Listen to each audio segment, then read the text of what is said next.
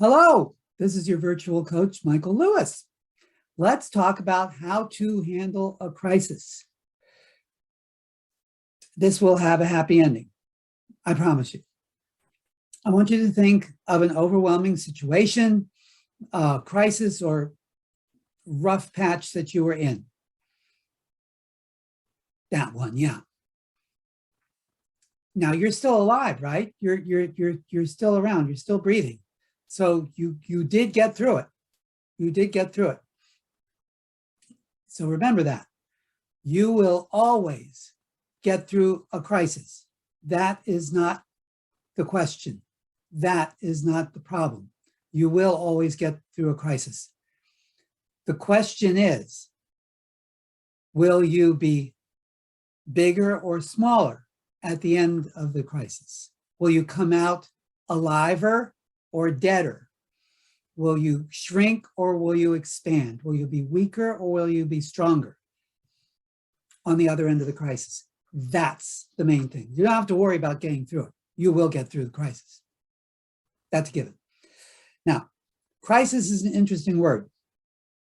We all know what it means, which is basically a period of serious difficulty or whatever. But it comes from a Greek word, which means turning point in a disease. And you may recall from maybe some movies that you've seen or experiences that you've had, is that, they've got this fever and you don't know, it's going to go one way or the other there, that the patient is either going to die or he's going to get well. And then, oh my gosh, the fever broke. The fever broke. She's going to be okay now. So the turning point was that they got better. The turning point could also be that they got worse. So it's a turning point in the disease and also a decision. So a decision could be this way, a decision could be this way. Crisis. And if you take a look at, the usual crises that you think of, like marriage crisis, let's say. He cheated on her. So now it could go either way, depending on what they do. It could be the end of the marriage, or it could be the opening of a whole new era of honesty and love and so forth. Person gets, he loses all his money in the stock market, let's say, makes some bad deals or whatever. It could go either way. He could declare bankruptcy and wind up on the street, or he could pull himself up by the bootstraps, and make a new start. Could go either way.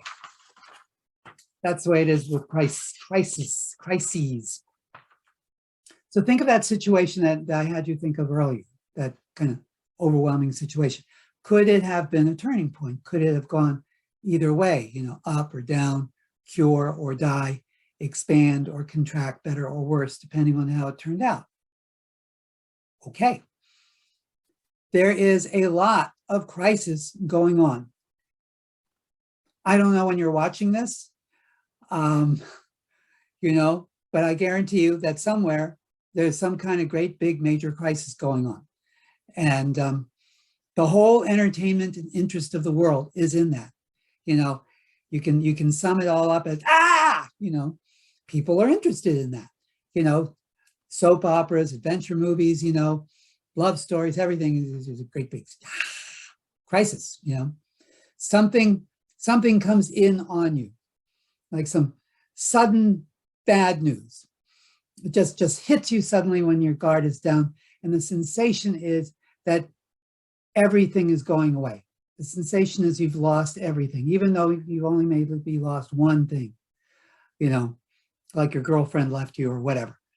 But the sensation is that everything's going. See if you can remember some sudden bad news that you got. Was there a sensation that you hadn't just lost the one thing, but that everything just gone, just going and gone or whatever? Yeah. So now see if you can remember some sudden great news that you got. Some unexpected, really good happenstance that you had not, you just totally didn't expect this to happen. So the opposite happens. It feels like you've got the whole world now. You own it all. It's amazing. It's incredible. So it's very energizing, as opposed to when you lose everything, it's very de-energizing, I guess you'd say. So there's several steps that you want to do when you get some sudden, shocking blech on your lines. First thing that you want to do is just, there's usually something that you have to do right away, like make a phone call or something like that. Get the blood cleaned up or something. So do that. And then the second thing that you have to do is take a walk. Just, it can wait. Just take a walk around the block. And what this is going to do is it's going to give you more of a sensation of not everything leaving you. And you'll see there's still trees and there's cars and there's people doing regular people sort of things. The world is carrying on, and it's got a bit of a calming effect. So walk around the block once, maybe twice, until you're kind of settled. Very important, third step, do not think and make no decisions while you're upset, because they will be stupid, wrong decisions, and they will ruin your life. I don't know why this is. There must be some sort of federal law or something like that.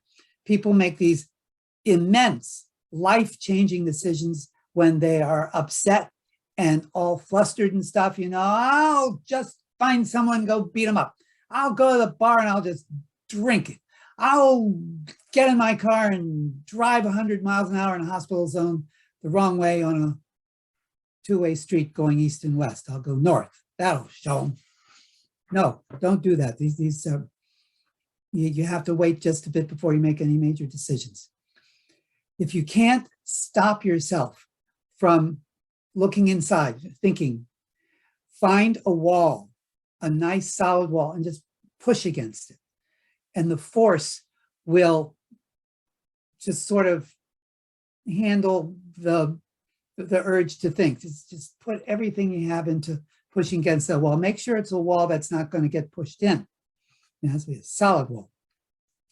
Next thing is find a trusted friend to talk to about it, to tell them. And when you talk about it, see if you can embellish it a bit. See if you can add to it, create on it. This way, you're owning it more. You're creating more on it, and it's becoming more yours. It's not something you're going on. Because when you own something, you can do stuff with it. Like I can do whatever I want with my shoes because they're my shoes. I can't take your shoes and do stuff with them because I'd get arrested. So once you're feeling a bit saner, then you can go do something about it. You make a decision, you can go do something about it. All right, so what are you going to do? What are you going to do? Well, the first thing that people are inclined to do with shocking news or a crisis is introvert.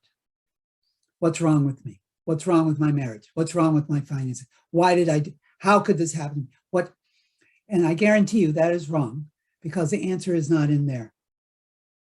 You get even more introverted and more introverted and more introverted and not doing anything. No, you're in a crisis. You've got to do something. You need to look outward.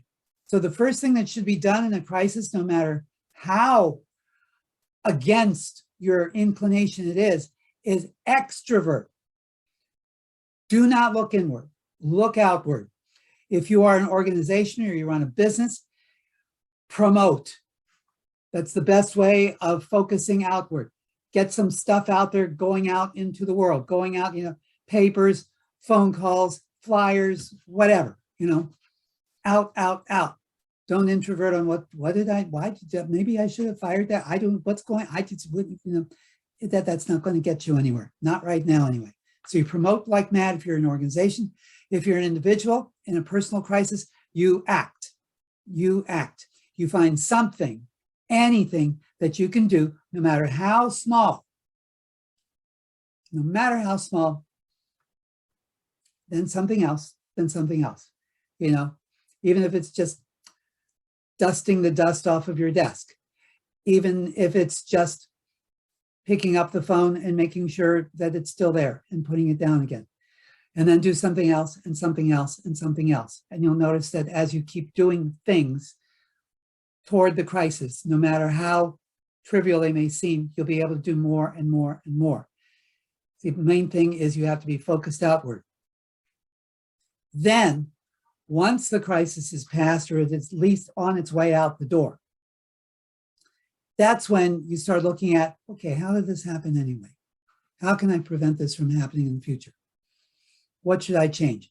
That's when it's safe, because now you can think about it logically, calmly, without any like weird sort of drama attached to it. A thing that may help is that a crisis, a situation, a colossal problem is not one thing. It comes across as one big, gigantic, non-confrontable, overwhelming,